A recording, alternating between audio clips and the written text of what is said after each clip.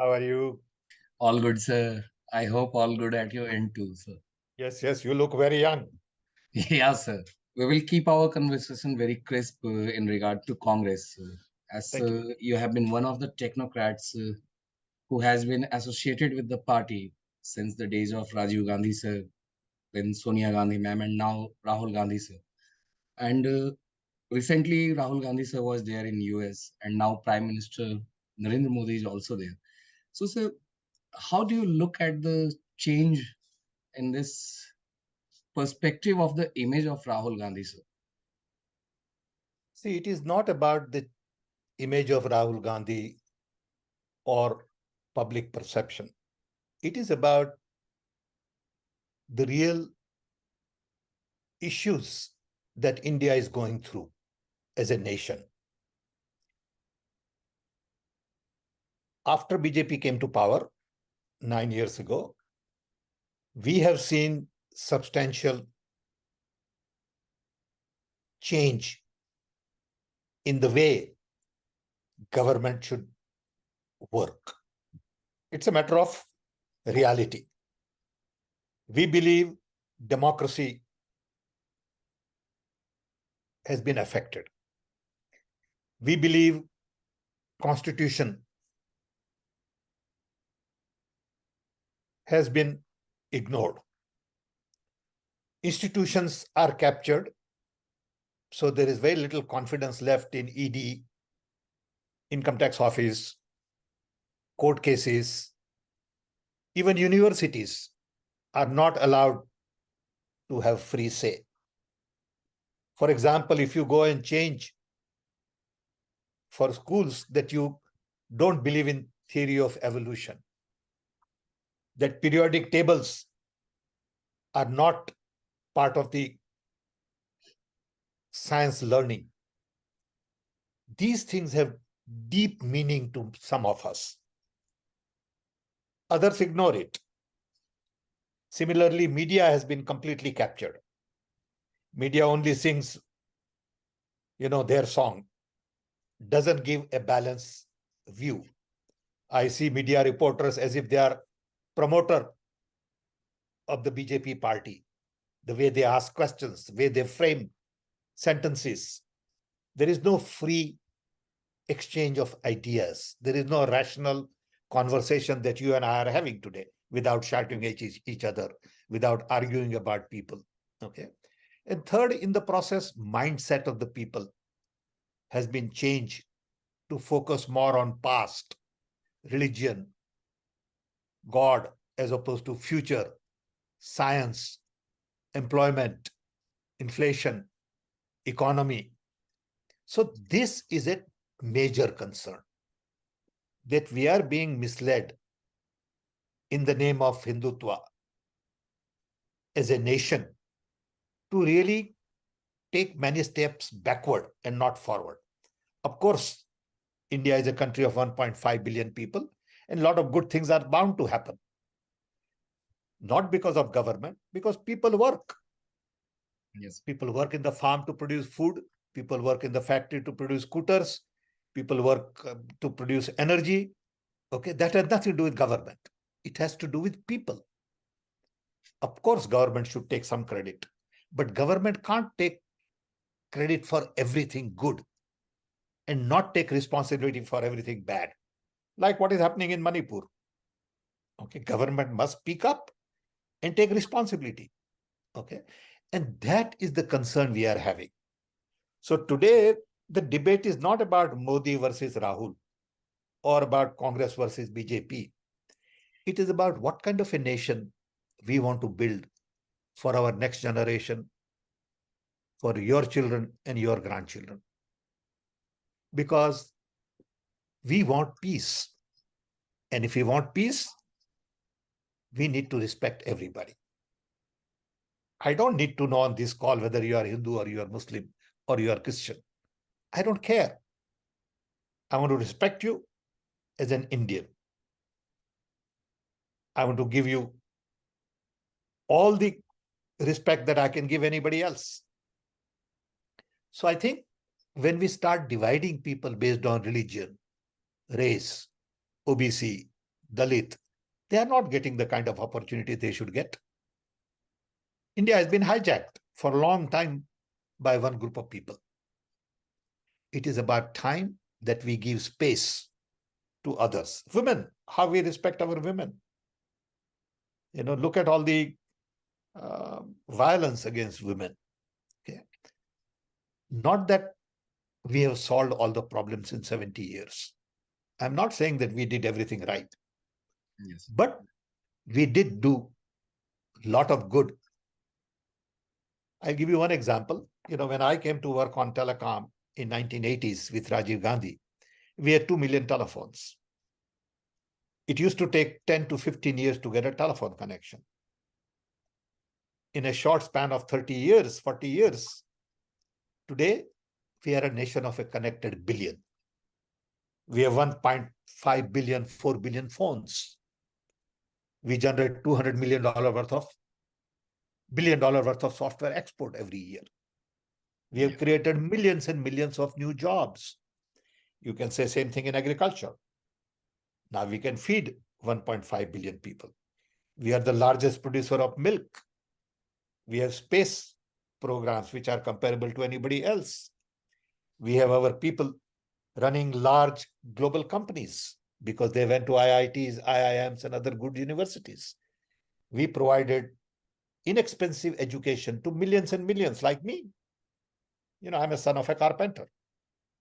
India could give me masters in physics for $10. Where would I get that kind of education? So I think we have done a lot, but we still have a lot to do. So it's a matter of looking at glass being half empty or half full. It is not about finding faults in everybody. It's about really sticking to the core idea of India and building it together. And that's the challenge today. So, looking after the setbacks that Congress has faced in the last 9 years, there has been some dent also in the image of the Gandhi family, that people are not trusting them. But in the last 5-6 months, we have seen how Congress has bounced back, especially in the state of Himachal Pradesh and then in Karnataka, and how it is also hoping to do well in the states of Madhya Pradesh, then Telangana, Rajasthan, and Chhattisgarh. So, how you look that thing? It means a kind of trust that the people earlier had on the Gandhi family, which has taken a dent during the 2012 to 2014 years. You see, when BJP came to power, to some extent, they had one point program. That is to attack Gandhi family and attack Congress. Gandhi family is not corrupt. I can tell you that based on my personal knowledge. Yes. They have given a lot to the country. Whether it is during Motilal Nehru time, Jawaharlal Nehru time, they have given two of the most important family members who they lost in violence. So Gandhi family is the custodian of the idea of Indian democracy. Gandhi family is not corrupt as they have projected. What have they been able to prove? In 9 years, they have been able to prove any corruption charge? No. But they file all kind of court cases. There are 14 court cases filed on, for Rahul Gandhi. Have they proven anything? No. So they lie. They create misinformation campaign. They create personal attacks. Sonia Gandhi is Italian citizen. Did this, did that. I know them very well. Not that, I'm promoting one view or the other, but I'm promoting truth. Truth is, they are the most decent people you can find, with heart in the right place, with mind in the right place, commitment to the poor of India. And to me, they are the custodian of the idea of India that Mahatma Gandhi had. So that's one. Two, they spend too much money on media, saying corrupt hai, corrupt hai, corrupt hai. So as if it has become a truth. So when you say enough lies, and this is what happened in Hitler's days, if you have enough lies, it becomes truth. So the truth is, they are there. They have been able to withstand all this attack. And now people are beginning to understand that it is not about Gandhi family. They are not interested in power. Sonia Gandhi didn't become prime minister. Manmohan Singh did. Rahul Gandhi didn't become head of the party. Mr. Kharge is. Okay.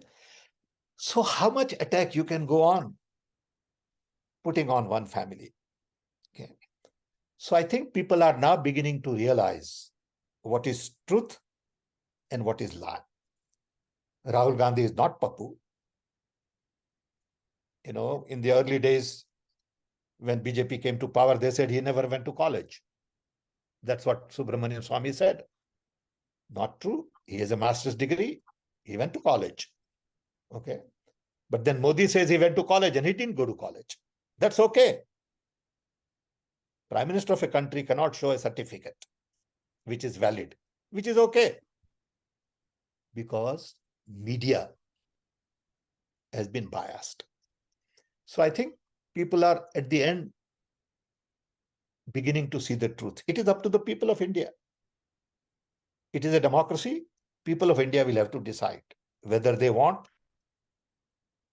India of BJP and RSS, or they want India of Congress, where everybody can live in peace and harmony. Muslims are respected, Christians are respected, Sikhs are respected. You know, I always give this example that I was born in 1942 in British Raj, in a small little tribal village in Orissa. I had in front of our house Muslim family.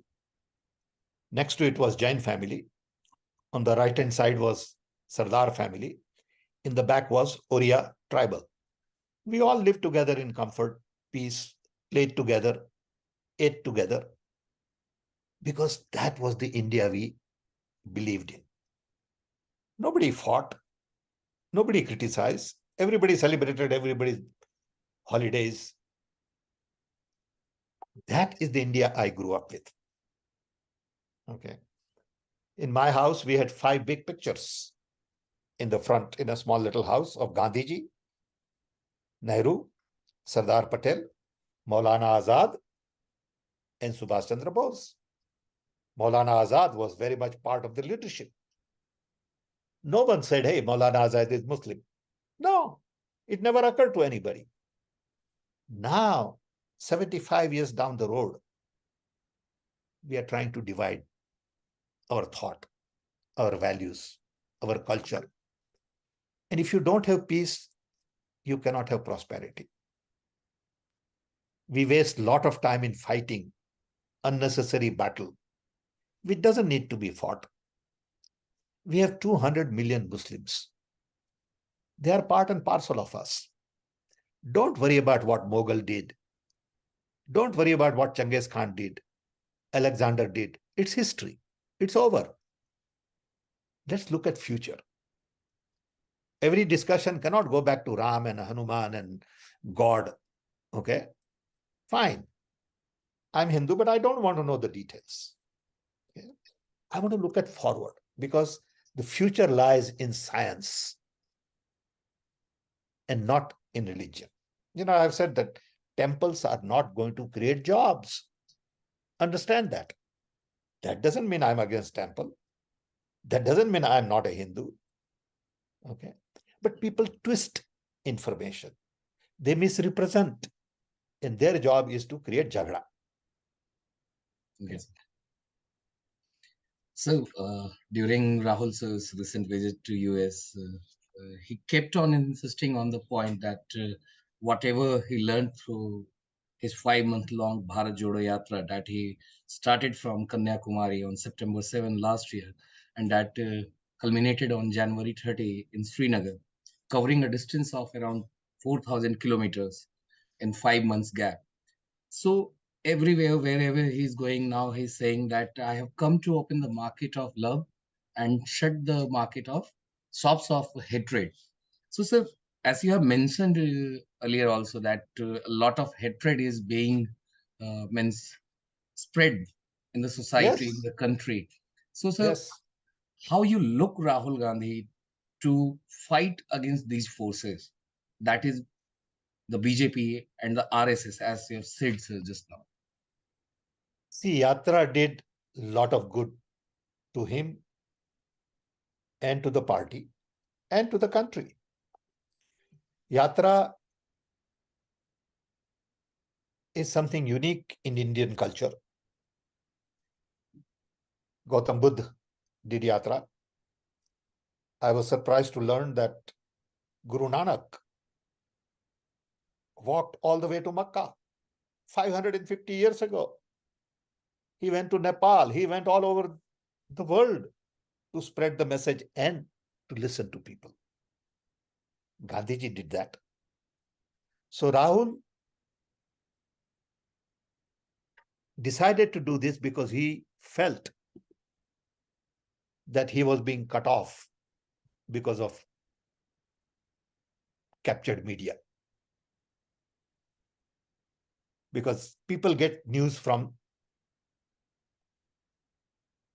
captured media today. So Rahul could go on the street and talk to people, listen to their voices. And he found that people are not interested in fighting Hindu-Muslim. They were all there together. He felt that people love each other. People want to help each other. If somebody fell down, 10 people will come and lift you. Okay. They didn't kick you. Okay. So there is no hate in the Indian people. I also find Indian people are very generous, very kind. You know how we treat our guests compared to anywhere else, how we treat our children compared to anywhere else, how we treat our neighbor. Okay. So he could feel and touch the people of India for 150 days, interacting, shaking hands, listening, singing, walking together. And that gave him confidence that we haven't lost the real values in India. That gave him confidence that real India lives in the people of India and not in politics or all this misinformation. Okay. So I think it changed him, and it also changed the people's perception of Rahul Gandhi, that Rahul Gandhi is a decent human being. You can level with him. You can talk to him. He's just like all of us, full of love and affection. Okay. He's not living in an ivory tower. Okay. He's not very fancy. He's just a simple guy. Okay. I mean, anybody could walk that much with people. It requires a lot of patience. Okay. And he has that. So I think it worked both ways. It helped people to understand Rahul, and it helped Rahul to understand people. And in the process, a lot of party workers got empowered. Okay. Now we have to carry this forward. It's not an easy task. Okay. Because remember, RSS has been working on this for 70, 80 years. This is their chance to transform India of their dream. And this is really a fight of ideas. It is not a fight of politics only. It is what kind of a nation we want to build. When Prime Minister of a country, while inaugurating the parliament, invites 50 sadhus or whatever the number is, as opposed to 50 distinguished people from India, judges, teachers, businessmen, tribals, all that, it sends different message. Okay. Message is loud and clear that this country only belongs to one group of people. That's not a good message for any modern nation today. Yes. Democracy belongs to everybody. And so, whenever Rahul sir visits, he goes on abroad visits. The BJP every time run a campaign. They accuse him of keeping his meetings secret. They accuse him of being agents of the other country. So, how you look at these accusations made by the ruling party over here, sir? First of all, it's a lie. You can't be agent of any country. What do you think? We are sellable? You think I'm sellable? Who are you to tell me that? What credentials you have to tell me that I'm an agent of a country? Okay, I am who I am. And your saying things is not going to change that. Okay, because you are a liar. Okay? So, Rahul Gandhi is not agent of any country. He is a dedicated Indian. He has a DNA of freedom fighters, people who sacrificed, people who believed in the idea of India. Okay. And you are calling him an agent? You got to be stupid. Then he's not going abroad to complain. Because as he has said, and I totally agree with him, that Indian democracy is for larger global public good. We are the largest democracy in the world. And it is our moral responsibility to talk to other democracies and other countries. They don't have to be democratic. We respect them for whatever they are. But we want to tell you what we believe in. We believe in freedom. We believe in liberty. We believe in justice. We believe in inclusion. You don't have to agree, but we believe in it. And we believe those things are going through stress in India. And we want to spread this message. Nothing wrong with it. That doesn't mean we are criticizing. We can criticize government. It's different from criticizing India. So these guys get confused. They say, oh, you are criticizing government, you are criticizing India. No, India cannot be criticized. India is too big. India cannot be insulted. They say, oh, you are insulting India. Who are you to say that? India cannot be insulted by anybody. India is too big, long history, special heritage. India cannot be insulted by anybody. But opposition leader can go criticize government. That's perfectly normal, should be acceptable, and you should pay attention to it as opposed to attacking it. And all the ministers go on and all the head of the departments go on, and it's crazy the way they attack. They do orchestrated attack. It is not organic attack. Okay. So I don't think Rahul Gandhi is saying anything that is not proper. He knows that. Okay. And it is good to have conversation with, for example, we met with 15 professors at Stanford University who all specialize in studying democracy, like Larry Diamond and others. These people have written books on democracy. Now it's good to have a conversation with them. We learn. They also learn from our side. How can you not have a conversation with distinguished people like that? Okay. Yes. Now, if BJP doesn't want to have a conversation, that's their privilege. When Rahul Gandhi came here, he addressed National Press Club, where there were almost 100 journalists from all over the world. Now, I wish our Prime Minister would do that. That is what Indian Prime Minister should do, rather than answering one question from somebody. That is democracy. And that's what we are pushing for. Saying we want systems which are open, transparent, accountable, and not personal attacks based on no good information and lies. I mean, it's okay for you to say I'm corrupt. So what? Okay. That doesn't make me corrupt because you said it. Who are you? That's the attitude I have taken personally. Okay.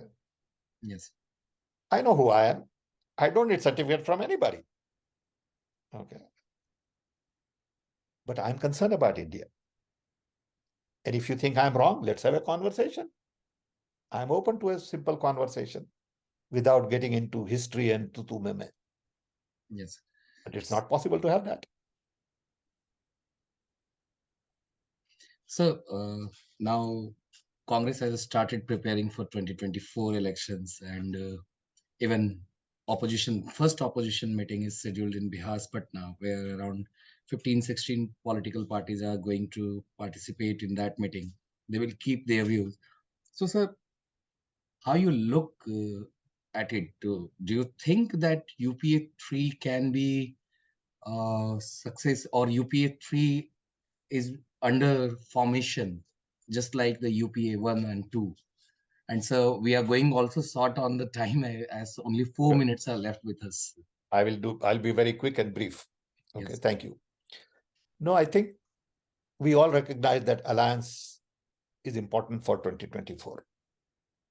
If all the parties come together and put united candidate, the 60% of the remaining vote will not split. Today, BJP gets about 40%, remaining 60% gets split in multiple parties.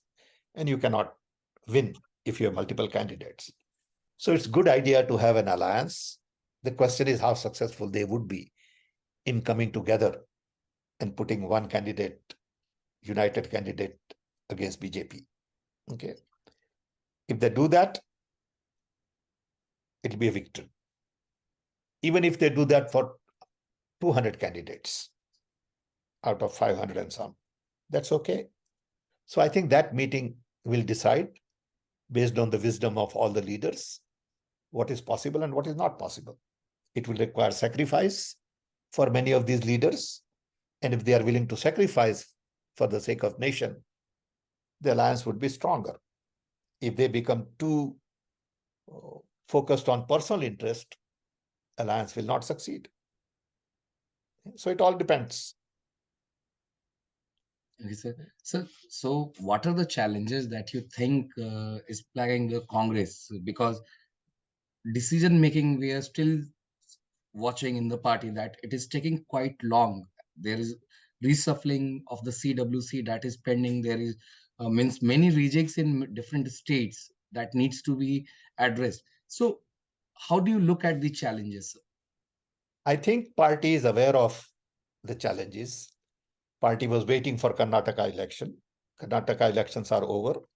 So I'm sure in next couple of weeks, CWC would be resolved, hopefully. Alliance would be addressed. And then we have elections in Madhya Pradesh, Chhattisgarh, Rajasthan, Haryana, and other states. So those would be the priorities. And in parallel, 2024 elections will get the attention it deserves. So I think in next couple of weeks, maybe a month, you will see picture emerge. You don't want it too early also. Okay. So I'm very confident that in next 30 days, clarity will emerge and a complete plan will be out. And so we can just see that you have your book just behind you, the book one which you have written, Redesign the World. So what you have to say, sir, how did you get the idea to have that name for the book? Because the world was last designed when I was born, which gave birth to UN, World Bank, IMF, ultimately NATO, WTO. That design is obsolete because of because of hyperconnectivity, internet, web, now AI. That design doesn't work anymore. That was based on hierarchical system. It focused on democracy, human rights, capitalism, consumption, and military. In the process, we have ignored inclusion. America is not inclusive because of Black Lives Matter. India is not inclusive because of caste. economy, capitalism has not delivered everything to everybody. Wealth is concentrated in the hands of few, so we need new idea of capitalism. Human rights are not good enough. We need human needs. Consumption is not the answer. Conservation is the answer. Sustainability is the answer. And in this day and age, now that the world is all connected, all 8 billion people are connected. We cannot have military power. We got to think of non-violence, collaboration, cooperation, co-creation. Today you have Chinese design of the world, you have American design of the world. And this book talks about third design of the world. If you want, just look at it and maybe we can have a separate conversation on the book. Yeah, sure, sir. We will have shortly on that book too. And sir, how you look, sir, means the current issues of means several senior leaders of the Congress, they make controversial statements just ahead of the election, which at number of times we have seen that has not helped the party and that has damaged its prospects. So, what's your advice to the leaders in regard to the same, sir? I would say all leaders should pay special attention to what they say, how they say, when they say, because at the end of the day, they are leaders in their own right. And when they say something, it has value. So you should not say things against individuals, against idea. You should watch what you say. But at the same time, it's a party where people are free to say whatever they want to say. It is not a hierarchical party like BJP, which has authoritarian mindset. Everything comes from one individual top down. That's not Congress party. So there is some chaos. It's part of the architecture. But in that chaos, you still have to watch some discipline, some concern for the values. So my advice to leaders would be, please be careful what you say, how you say, because you want to promote democracy, human rights. You want to promote justice, inclusion, truth, trust, love. And if you don't do these things, you're not doing a service. Yes, sir. And so my last question, sir, we have just seen means how Rajasthan Chief Minister Ashok Gehlot, sir, and his former deputy Sachin Pilot, that war in the poll-bound state of Rajasthan is still going, and there is still means there is no decision, proper decision. So, do you think that this will hurt Congress prospects in the state of Rajasthan in the upcoming elections? First of all, fights at that level don't help anybody. It don't help chief minister, don't help deputy chief minister, don't help party, and don't help the state. Okay. So these things must be resolved in a manner which are democratic. So you really have to look at the totality of support in the party. Who has how much support? Because people have sometimes unreasonable ambition. Everybody wants to be somebody. Okay. Relax. Everybody's time will come. Okay. You don't have to be in a hurry. Okay. Everybody wants to be prime minister. Everybody wants to be chief minister. Everybody wants to be head of something. It doesn't work that way. Sometimes you have to let it go. That doesn't mean you have lost power. Power comes from your moral authority. Power does not come from your position. But people misunderstand that. So I think I agree with you. It's not a good thing. They have to resolve it. I urge them, I request them, like everybody else, to resolve it as soon as possible. Okay, so and so it was means very nice conversation with you. Means it was Thank just a you. freewheeling chat, so with you. for the first No, time. thank you for the And opportunity.